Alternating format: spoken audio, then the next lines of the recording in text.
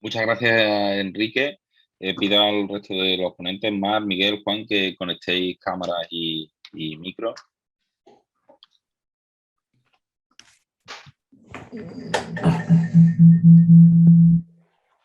Perfecto. Muy bien, pues muchas gracias a todos. Tenemos varias preguntas y la primera pregunta es para Mar, y es sobre la interrupción del tratamiento para el virus de la hepatitis B. ¿Vosotros lo utilizáis, Mar, la interrupción del tratamiento? ¿En qué pacientes? ¿Le hacéis un seguimiento diferente a los pacientes que interrumpís el tratamiento, más estrecho? Es una pregunta súper interesante. Nosotros tendemos a quitarlo poco, porque básicamente lo que hacemos ahora con los pacientes que llevan muchos años con análogos es incluirlos en ensayos clínicos con nuevos antivirales de acción directa. Pero es una buena estrategia. Es fundamental que todos sean pacientes no cirróticos, basalmente, E negativo o paciente que se ha convertido de positivo a negativo al menos hace un año. En el caso de pacientes que se inicia el análogo siendo ya E negativo, que lleven 3 años al menos con supresión de la replicación viral, con carga viral indetectable.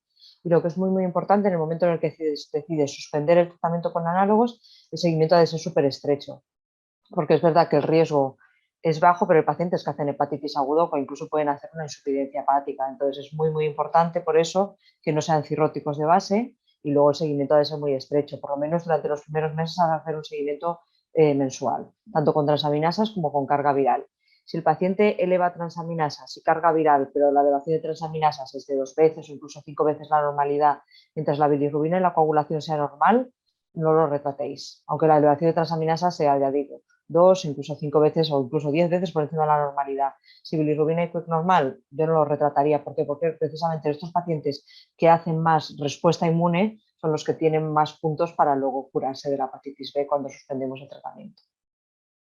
Porque el porcentaje de curación funcional tras interrupción, Mar, Es súper variable. O sea, yo he puesto un ejemplo que es la corte de Kaciñakis, que es casi un 40%, pero es que es súper, súper variable. Hay series donde no se cura nadie y este es como un poco el top, ¿no? Como el máximo que está reportado, pero hay series donde no ha habido curación de ningún caso. Claro, es que depende mucho del perfil de paciente que incluyas. Claro, no todos los genotipos son iguales. De hecho, hay ahora un trabajo retrospectivo con un montón de pacientes que se ve que los pacientes asáticos lo hacen con menor frecuencia, la pérdida del antígeno de superficie cuando suspendes los análogos. Depende de un montón de factores.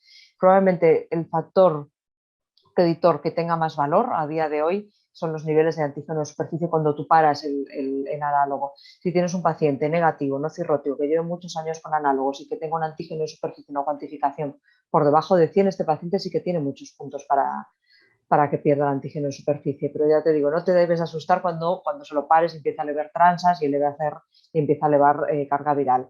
La única recomendación es que si empieza a hacer elevación además de bilirrubina, obviamente ahí sí que los retraso. Y en este sentido, Juan, Miguel y Enrique, vosotros que veis perfil paciente de B con infección de VIH, ¿es algo que os planteáis también el mantener el tratamiento antirretroviral, pero quitando el tenofovir en este tipo de pacientes que comenta Mar por ver curación funcional, o no os planteáis esta alternativa de interrupción? Mira, yo a día de hoy esto no me lo he planteado nunca. La verdad es que sería para pensarlo, sería para considerar, siendo muy, muy estricto, plantearlo. Pero me parece que para el VIH creo que requeriríamos un ensayo específico de retirada de nucleósidos, porque es que además hay un problema, y es que es tan sencillo tener a un paciente tratado con una sola pastilla que tiene actividad frente al VIH y frente al virus de la hepatitis B, que cuesta trabajo hacer esa retirada, mientras que la situación del paciente con hepatitis B, que puede ser susceptible de retirada de nucleósidos, pues bueno, es que le vas a quitar un problema forever and ever, ¿no? Sí, yo tampoco, la verdad es que no he quitado el tratamiento absolutamente a nadie, ¿no? Y en el VIH no hay motivo. Y en el mono infectado, que yo tengo muchos, la verdad es que hablándolo con el paciente y le dicen los pros y los contras y nadie quiere. Así que tampoco. A mí me pasa igual. Yo, efectivamente, el paciente VIH es que ni me lo he planteado. Ya que, como dice Juan, con tratamientos tan buenos que tenemos en este momento, no te lo planteas. Pero bueno, es verdad que sería, por lo que has comentado, sería interesante valorarlo. Pero bueno, es que es verdad que tenemos unos tratamientos tan fantásticos que no sé yo si merece la pena. Claro, sería una estrategia interesante en simplificación, ¿no? El paciente VIH, Claro. el valorar esto, ¿no? Podría ser una opción, sobre todo como comentaba Mar, ¿no? No hay al ser muy variable, ¿no? El porcentaje de pacientes con cura funcional, ¿no? En VIH no hay ningún dato, ¿no? Y no sé, que sería un aspecto muy interesante. Juan, nos has comentado la problemática del tratamiento del real, ¿no? De día de hoy de los pacientes que quedan por tratar de hepatitis C. Y has comentado también del tratamiento no solo ya el diagnóstico en un solo paso, ¿no? Sino el tratamiento en un solo paso, ¿no? En centros de adicciones. Y muchos compañeros de los que están apuntados al curso son de hospitales comarcales y no tienen acceso a Fibroscan, por ejemplo, para medir fibrosis, ¿no? Y una de las preguntas es, ante la duda, como bien has dicho, el tema APRI, ¿no? Para descartar cirrosis o no. Glecaprevir, Primetabvir, 12 semanas del tirón, si no se tiene Fibroscan, o en vez de 8, ¿cómo lo haría? ¿Dónde está el problema? El problema para tener alguna duda sobre si dar 8 versus 12 está exclusivamente en genotipo 3, primero, y segundo, cirrosis compensada. Entonces, si tú tienes delante un paciente que es susceptible de recibir tratamiento con Glecaprevir, Pireventabir, trátalo 8 semanas, probablemente va a acertar, casi seguro. Casi seguro. Vas a conseguir quitarlo. Es que además el tema es que sean personas manejadas en un comarcal o sean manejadas donde quiera que sea, a estas alturas probablemente es gente muy difícil de pillar y de tratar. Entonces, eso deberían ser casi de aquí te pillo, aquí te mato. ¿Y qué es lo que te doy? Lo que tenga. Lo más fácil, lo más sencillo. Y dependiendo de la confianza que tú tengas en que el paciente vaya a seguir, pues puedes plantearte también lo más corto. Y sobre el tema también, y extiendo la pregunta a todos, a Mara, a Miguel y a Enrique, el tema del genotipo, ¿no? Como has comentado, el genotipo 3, ¿no? Las dificultades que puede tener, dificultades, ¿no? Una poquita menos de tasa de respuesta viral sostenida. ¿Vosotros seguís solicitando genotipos? Porque las guías del ISEN y la americana ya es que ni lo contemplan, ¿no? La mayor parte. ¿Es algo que esperáis para iniciar el tratamiento o directamente ni le echáis cuenta? Mira, ahora mismo, en mi caso concreto, y creo que va a ser el caso del resto, si tú a un paciente le pides un pretratamiento y ahí va una carga viral y un genotipo, habitualmente cuando le citas para verlo, aunque sean incluso periodos de tiempo relativamente cortos, el genotipo lo vas a tener. Pero se nos ha dado la circunstancia de algún paciente que hemos iniciado tratamiento sin genotipo. Pacientes que tenían hecho el diagnóstico en un solo paso, serología positiva, ARN detectable, no suficiente muestra para genotipado, que vienen, le pides su primera vez con genotipo y ese mismo día le inicias tratamiento. ¿Por qué? Porque no confía en que ese paciente lo vaya a soportar ninguna clase de mareo más. Es un paciente que empieza el tratamiento y dice ya, y venga, ya nos vemos cuando vayas terminando o más para allá. ¿Vosotros, Mar, tenéis en cuenta el genotipo o no? No, la verdad es que nosotros ya ni lo pedimos. Con el test reflejo se suele hacer, pero salvo en pacientes muy concretos, ¿no? Pacientes básicamente que tengan riesgo de luego reinfectarse, no lo solemos ni pedir ya. Nosotros se lo Sobre pedimos todo a todos. Eso se lo Sí, pedimos a Enrique. todos los pacientes, pero vamos, en mi caso. Lo tenemos fundamentalmente desde el punto de vista casi de investigación, ¿no? Saber qué tipo de paciente estamos teniendo, qué tipo de genotipo tenemos, pero es que no directamente le ponemos tratamiento y nos olvidamos del mismo. Nosotros un poco parecido, la verdad es que le pedimos el genotipo, pero hasta que no tiene varios no lo hace y sí que nos tarda cada vez más. Entonces tratamos sin genotipo y luego lo vemos durante el tratamiento, vaya. Claro, además es un poco como ha dicho Miguel, ¿no? Y como apuntaba Mar, para descartar reinfecciones, un aspecto principal, y después si lo tienes a mitad de tratamiento, en el caso de un paciente cirrótico, ¿no? Lo tienes a mitad de tratamiento, pues tú puedes decir, pues el capromil, pues en vez de 8 le asumo 2, le pongo 4 semanas más, ¿no? Sería, pero que no es condición para iniciar tratamiento, como era hasta hace muy poco tiempo, ¿no? De hecho, sí, Juan. Antonio, perdona que te interrumpa un segundillo. De hecho, nosotros antes de la pandemia habíamos iniciado un proyecto de sacar la medicación y llevarla con ayuda de la farmacia hospitalaria a un centro de adicciones, y en el centro de adicciones los pacientes estaban diagnosticados con ARN detectable, fin de la historia. Ya está. O sea que era prácticamente, vamos a ver, este tío tiene, el de atención primaria, tiene hecho el hemograma, tiene su bioquímica, tiene tal y cual. Serología positiva, diagnóstico en un solo paso, tratamiento. Perfecto.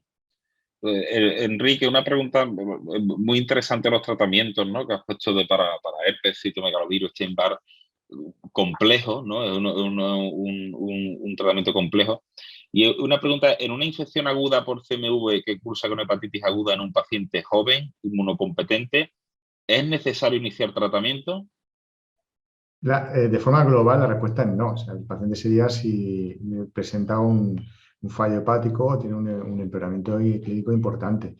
Pero de entrada, normalmente la elevación de las transaminasas que pueden tener los pacientes con citomegalovirus van a ser transitorias y se van a eliminar fácilmente. Ya en un paciente inmunodeprimido o que ya esté desarrollando una hepatitis importante con fallo hepático, ahí ya sí. Pero de entrada no hay que tratar a ninguno de estos pacientes con ningún tipo de antiviral.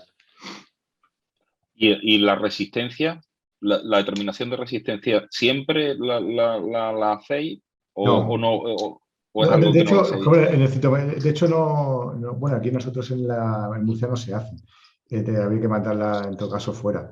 No sé en otros sitios si lo están determinando, pero de entrada normalmente la mayoría de los pacientes que no responden al vanciclovir o canciclovir pueden ir perfectamente bien con Foscarnet, incluso con cidofovir, porque el mecanismo de resistencia principal es a nivel de la proteinquinasa del virus, de la UL97 esta. Entonces lo normal es que pues perfectamente pueda funcionar. Luego ya si no funcionaría, incluso combinaciones de Foscarnet con canciclovir a dosis más altas pueden ir bien. Pero bueno, nosotros de entrada no se la pedimos. Y el resto, el tema de resistencia de CMV, ¿es algo que manejáis en la práctica clínica o no, Juan, Miguel y Mar? No, nosotros no. Habitualmente el paciente con CMV que nosotros vemos, nosotros no tenemos programa de trasplante, es un paciente que habitualmente lo que tiene es una infección que se resuelve sola, en la inmensísima mayoría de los casos. Nosotros tampoco, la verdad que hemos tenido algún caso de recidivas, pero retratamos y vuelve a funcionar, o sea que no. Nosotros tampoco lo miramos. Después, Miguel, una pregunta sobre el tratamiento de la Delta, y aprovechando que está Mar, que sé que ellos utilizan el bulevirtide. ¿Vosotros lo estáis utilizando ya en el hospital, Miguel, o no? Nosotros no hemos tenido ningún caso. Sí que un compañero del Arnau de Vilanova tiene 2 pacientes y es la información que tengo, ¿vale? Que los 2 están en principio uno con una carga viral indetectable y el otro con una disminución importante y con una buena tolerancia. O sea que uno lleva medio año largo y el otro lleva 3 meses, una cosa así. Pero nosotros no tenemos ninguno, la verdad que no. ¿Y vosotros, Mar? Nosotros bulevirtide hemos intentado poner, porque hay una aprobación condicional de la EMA, pero el problema es que no se nos ha financiado desde RICS. De todas maneras, nosotros casi todos los pacientes que tenemos con Delta los metemos en los ensayos clínicos con otros fármacos. De todas maneras, el bulevirtide es un tema bastante controvertido porque, ¿no? Como se ha comentado, se ha hecho una aprobación condicional, pero en base a una disminución de dos logaritmos de la carga viral, que se ha visto que esto, la hepatitis delta, en la historia natural de la enfermedad lo puede hacer sin tratamiento. Entonces, la verdad es que es un tema bastante candente lo del bulevirtide. Aparte, esa aprobación condicional se ha dado en monoterapia y donde se ha visto que tiene más efectos bulevirtide es cuando se combina con el tratamiento con interferón. Entonces, bueno, yo la verdad es que tengo mis reservas sobre el fármaco. Es verdad que es el único que hay, es lo que hay, porque el interferón, ¿no? Como ya se ha comentado, tiene una tasa de respuesta muy bajo y aparte la tasa de respuesta viral sostenida con la hepatitis delta no existe, porque puede haber recidivas a muy largo plazo. Entonces, como ya digo, la verdad es que es un tema súper interesante la delta, pero ojo al bulevirtide, porque la verdad es que los datos más interesantes que había, que eran los de bulevirtide más interferón, que se presentaban hace 2 años en el europeo, nunca se ha llegado a publicar los datos de follow-up posteriores. O sea que, bueno, a ver en qué queda todo esto. Es posible que acabemos con 10 miligramos en vez de con 2 también, ¿eh? Con 10 miligramos, combinación con interferón, se necesitarán, ¿no?, normas de paradas. O sea, yo creo que con el bulevirtide está todo por verse todavía. Porque Y además, aparte, si no me equivoco, el endpoint de tratamiento ha de ser carga viral indetectable. El endpoint de tratamiento no puede ser de una disminución de 2 logaritmos, básicamente porque es un endpoint que luego no tiene relevancia clínica. La disminución de dos logaritmos no se ha visto que se asocie ni a mejor pronóstico ni a nada. Totalmente. Además, como dice, si no me equivoco, se aprobó con el fase 2, ¿no? Terminando el fase 2. Sí, es una aprobación condicional en base a ensayos con 10 pacientes. O sea, y aparte en monoterapia. Bueno, no sé. Bueno, es una enfermedad, ¿no?, un virus huérfano y por eso se ha aprobado, pero ha sido una aprobación bastante controvertida y, bueno, habrá que ver a largo plazo exactamente con qué queda. De hecho, la FDA todavía no la ha aprobado. O sea, no, es que es bueno, es eso. Yo tuve la suerte de estar en una conferencia con Mario Riceto, el descubridor del virus Delta, y la verdad es que nadie entiende muy bien, o sea, se entiende por eso, porque no, es un virus que no tenía tratamiento, el interferón no es un tratamiento específico, es un tratamiento para la B, pero no es un tratamiento para la Delta. Y probablemente la presión de la industria y el hecho de ser una enfermedad, ¿no?, huérfana es lo que más hizo que la EMA hiciera la aprobación condicional, pero como bien comentas, la FDA no lo ha aprobado. O sea que habrá que ver exactamente los datos de follow-up del bulevirtide en monoterapia en que quedan. Quizá el tratamiento más efectivo de la delta sea la curación funcional de la B, ¿no? Digo, a corto plazo. El ¿no? mejor tratamiento para la delta es trasplantarlos y que pierdan el antígeno en superficie. Ese es el mejor tratamiento para la hepatitis delta que tenemos ahora mismo. Y ahora mismo, Mar, de cara a los próximos años, ¿qué fármacos nos esperan a corto plazo de la B? Que tú pienses que podamos tener disponible dentro de muy poco. La verdad es que probablemente los SIRNAs sean los que tengamos disponibles. La mayoría de los SIRNAs, aparte, son de administración subcutánea, la tolerancia es bastante buena, pero habrá que ver, hay un montón de fases, un montón de fármacos, sobre todo antivirales de acción directa en fase 3, y yo creo que probablemente sean los SIRNAs los primeros que se aprueben, pero la verdad es que todavía los datos son muy incipientes. De hecho, tampoco, igual que pasa con la delta, tampoco hay un agreement sobre cuál es el endpoint, ¿no? Porque algunos ensayos clínicos se basan en la pérdida del antígeno de superficie, otra en disminución de al menos un logaritmo del cuantificado del antígeno de superficie. Yo creo que todavía es pronto para saber cuál será el futuro, pero yo creo que probablemente sean los SIRNAs. En el módulo anterior nos comentó Juan Carlos Alado sobre el manejo microbiológico de la hepatitis B, el boom de marcadores que hay ahora mismo, ¿no? para la B, que es una cosa que uno se pierde, como el cccDNA o el RNA. ¿Vosotros lo estáis utilizando ya? Porque que yo sepa no hay ninguna evidencia, digamos, a la práctica clínica para utilizarlo, ¿no? Como más... que no ha superado al antígeno de superficie y al DNA, ¿no? Digamos. No. Biomarcadores, o sea, lo que son biomarcadores en suero, en plasma, básicamente está el antígeno de superficie cuantificado, que sí, la verdad es que es bastante útil.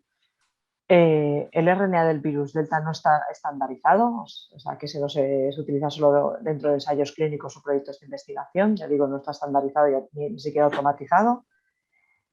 Y luego está el core related. El core related sí que es bastante interesante porque hay varios estudios que han demostrado que tiene muy buena correlación con los niveles intrahepáticos de cccDNA. Un poco como el surrogate, ¿no? de la replicación Sí, sí. intrahepática del virus.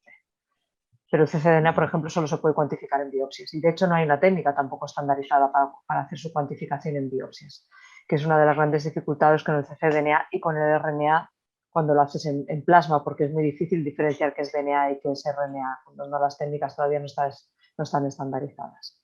Probablemente práctica clínica, antígeno superficie cuantificado seguro, es útil, y el core-relite cada vez está viendo que es más útil a la hora sobre todo de clasificar los pacientes, tanto de negativos como de positivos.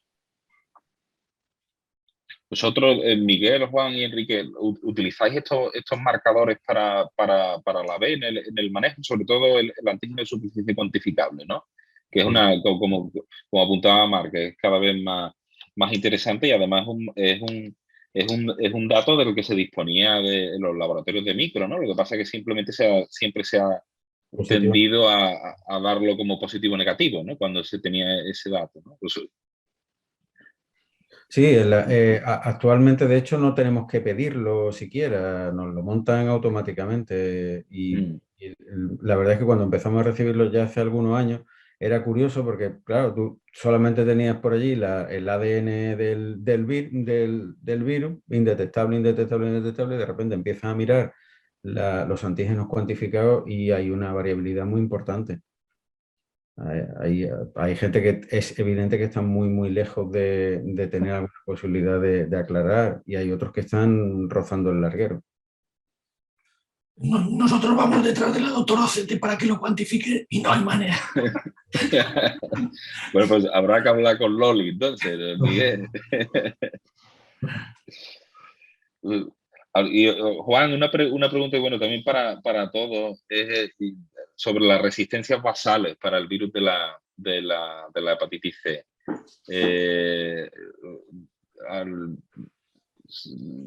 ¿Hay que solicitarlas o no? Como has comentado, puede haber alguna, ¿no? Disminución de eficacia, aprovechando que también estoy viendo por aquí que está en el público Ana Fuentes y Fede y Adolfo, por si también quieren apuntar algo al respecto, no sé qué. Al respecto podría decir mucho. Nosotros durante casi todo el tiempo en el que hemos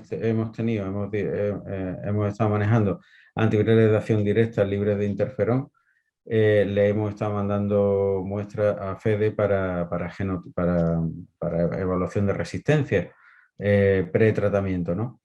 Eso llega un momento en el que lo focalizamos exclusivamente sobre genotipo 3 porque la eficacia de lo que vamos teniendo es tan alta que es que no hay forma de diferenciar quién va o quién no va, o sencillamente simplemente son irrelevantes la resistencia en genotipo 1, por ejemplo. Entonces, genotipo 3 es el último escalón en el que podría tener alguna relevancia pequeñita, donde impacta fundamentalmente es en la gente que tiene cirrosis compensada, ¿no? Y con perfiles distintos según sea velpatasvir o sea preventavir, fundamentalmente afecta en S5A, ¿no? Entonces, bueno, un día Federico nos dijo, Quillo, esto vamos a dejar de hacerlo porque entre que hemos curado a todos los VIH que estaban coinfectados y lo que nos queda es una bolsa de pacientes, que lo que hay que hacer es simplificar las cosas al tope y atizarle, pues hemos dejado de hacerla hace una temporada.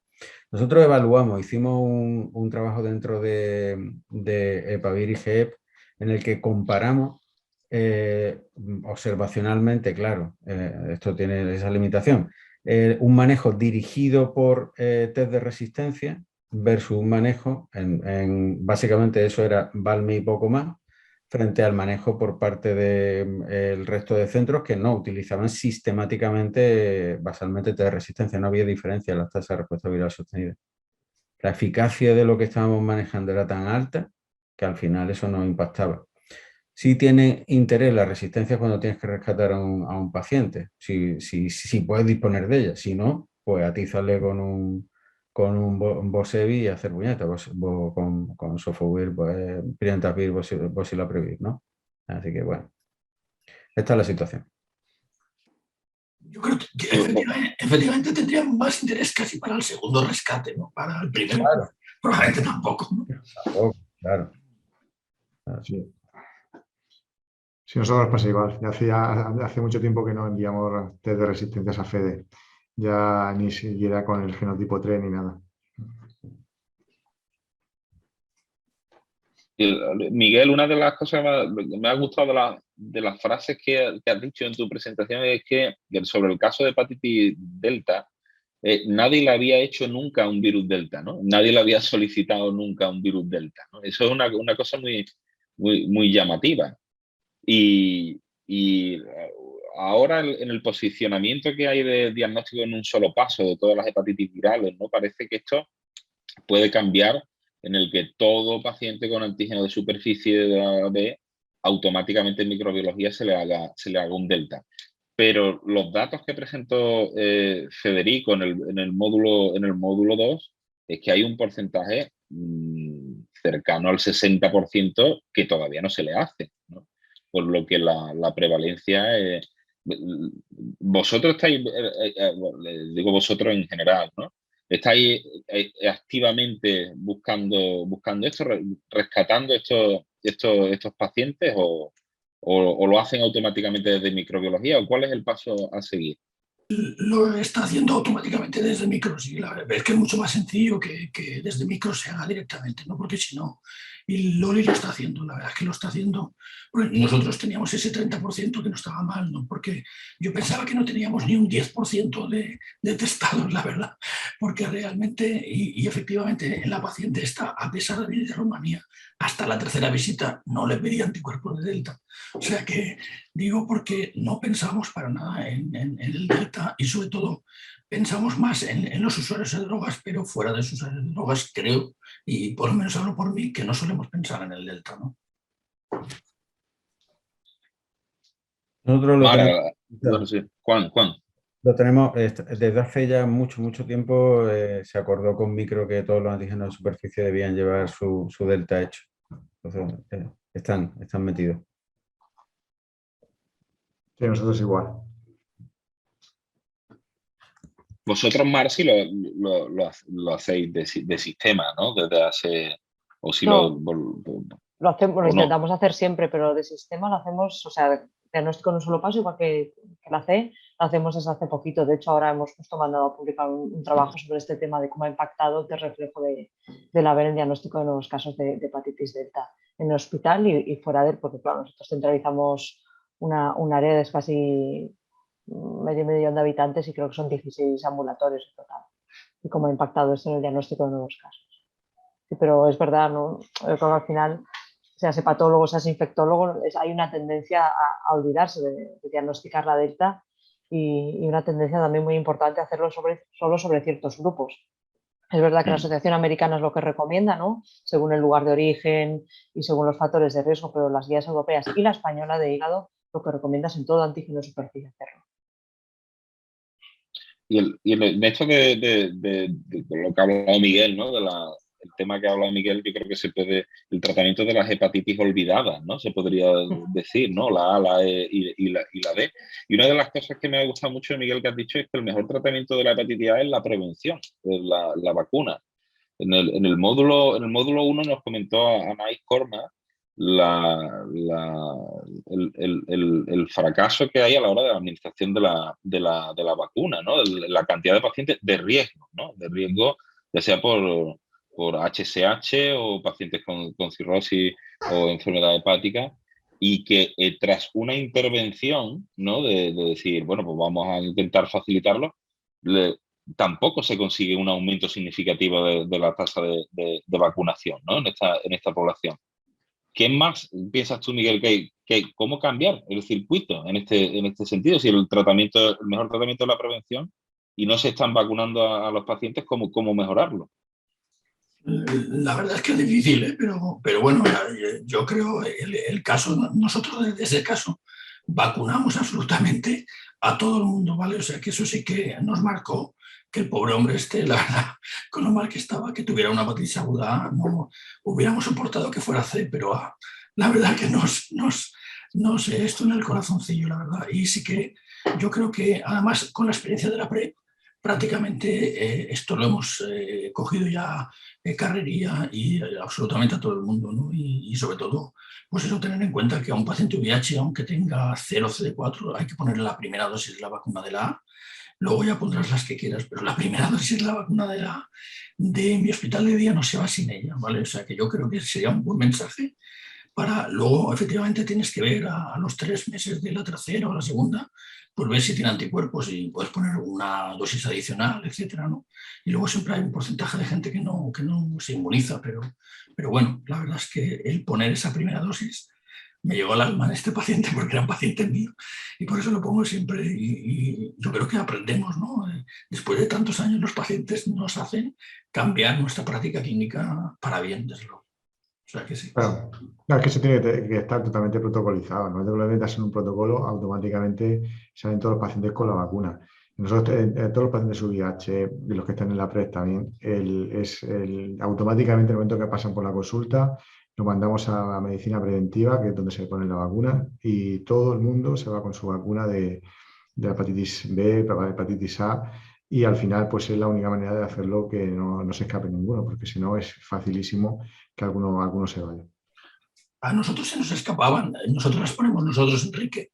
Nosotros somos centro de vacunación y las ponemos nosotros porque al principio, hace muchos años, cuando enviamos a preventiva, los pacientes no iban, ¿eh? O sea que realmente es eso de, en un paso, hacerlo todo, como decía, ¿no? O sea que realmente, y eso nos pasaba con más de un paciente, que no iban a ponerse las vacunas. Claro, no, eso es clave. Si lo pones tú, de ahí así no se escapa ninguno seguro. El problema que nosotros encontramos efectivamente es que después de darnos cuenta de la proporción enorme de gente que teníamos sin vacunar, uno de los problemas era que no se remitían desde la unidad a preventiva. Después de hacer un trabajo exhaustivo de detección de no vacunados y de remitir a la gente activamente a preventiva, nos encontramos con que aquello no tuvo un impacto profundo. Solución, la que está apuntando Miguel. De paso es empezar a vacunar nosotros en la unidad de día nuestra, no mandar a otro sitio, sea porque se despistan, sean porque no les dan cita y en medio tenemos la enorme, vamos a ponerle unas comillas muy grandes, excusa del COVID, etcétera, etcétera. Lo cierto es que al final estamos igual que al principio. O sea, que tenemos que asumir nosotros ese tema. ¿Por qué? Porque es que es gente que está muy trillada, que viene muchísimas veces al hospital, que llevan mucho tiempo viniendo, la mayor parte de ellos, y que una de dos, actúas de esa forma o no hay tu tía. Sí, o tener una fluidez importante con el otro servicio. Es verdad que si tienen que pedir cita y lo citan otro día y tal, al final se te pierde. Correcto. Lo tienes muy a mano, que vaya directamente a tu consulta a la otra y automáticamente se la pongan, o efectivamente muchos dejan de ir.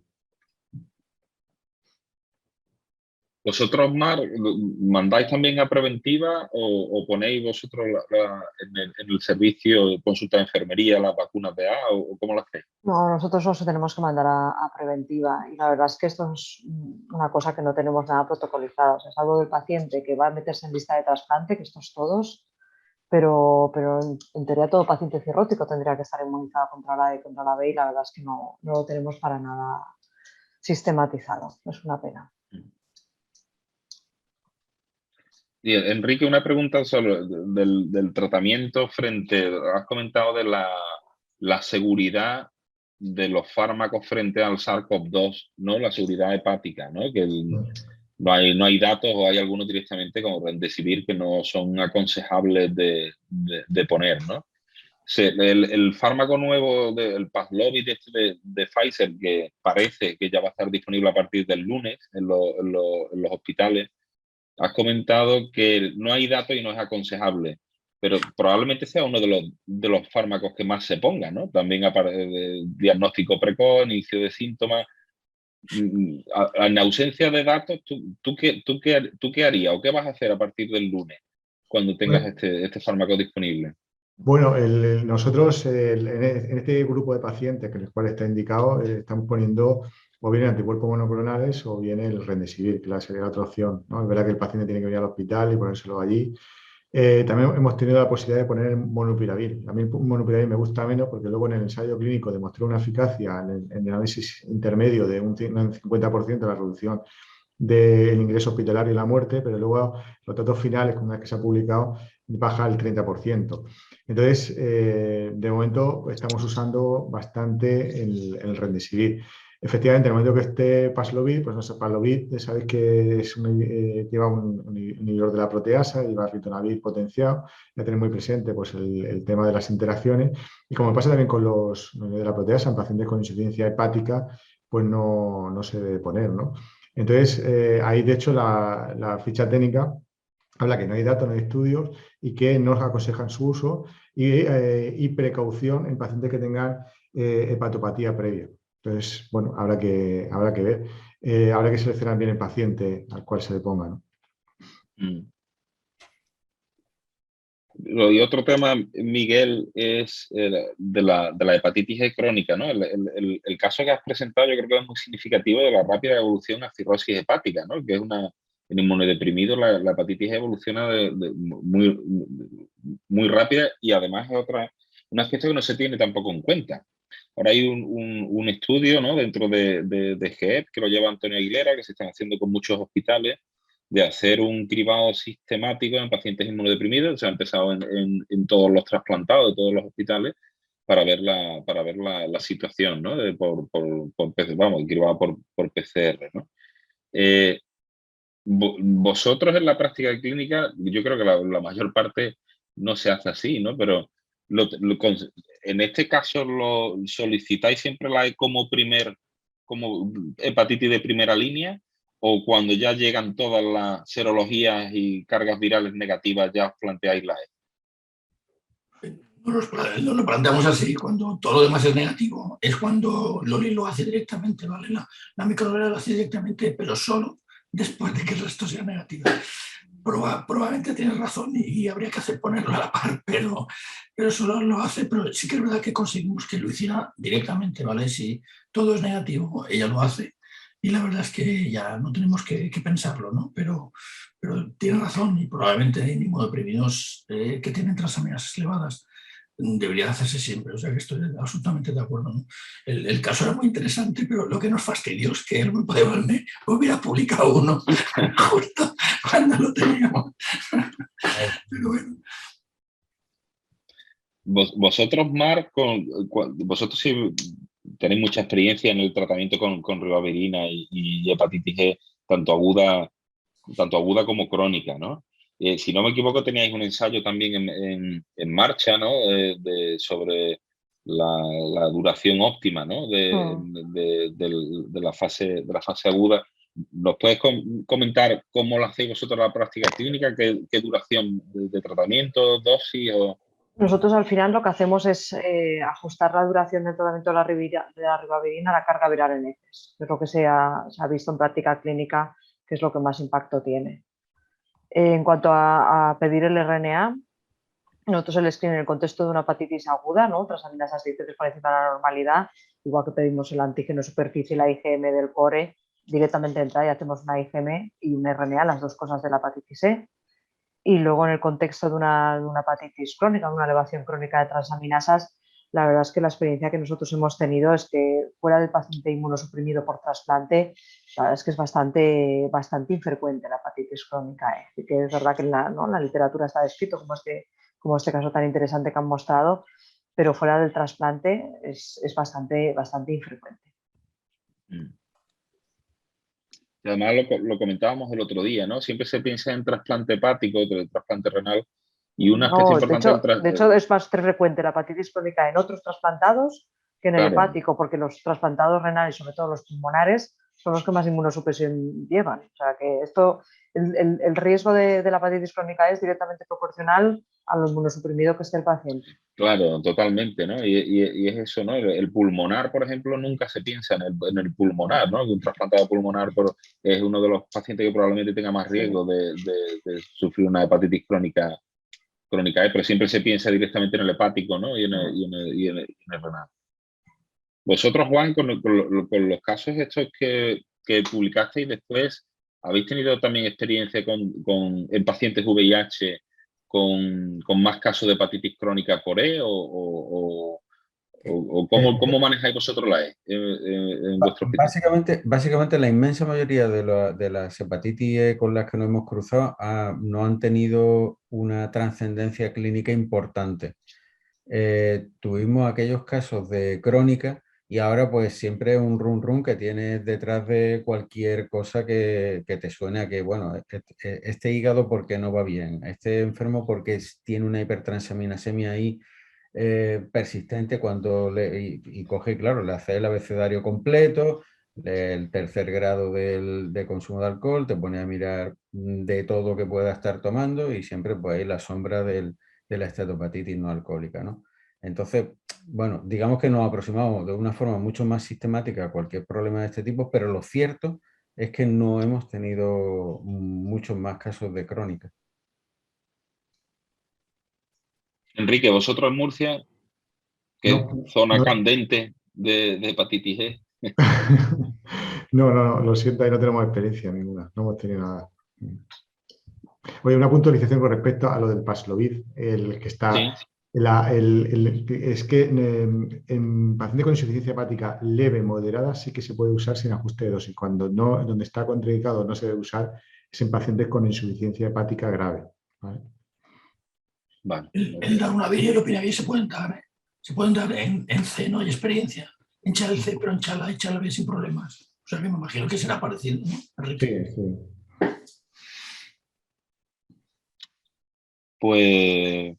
Pues muy bien, ¿queréis hacer algún último comentario o alguna puntualización?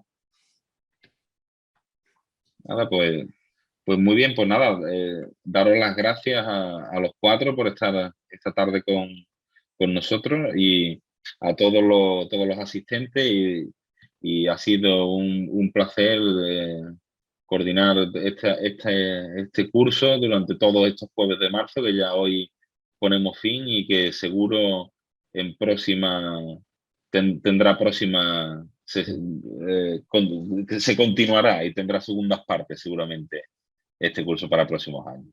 Así que nada más, muchísimas gracias a todos y un abrazo muy fuerte. Muchas gracias. Muchas gracias, buenas noches. Chao. Luego.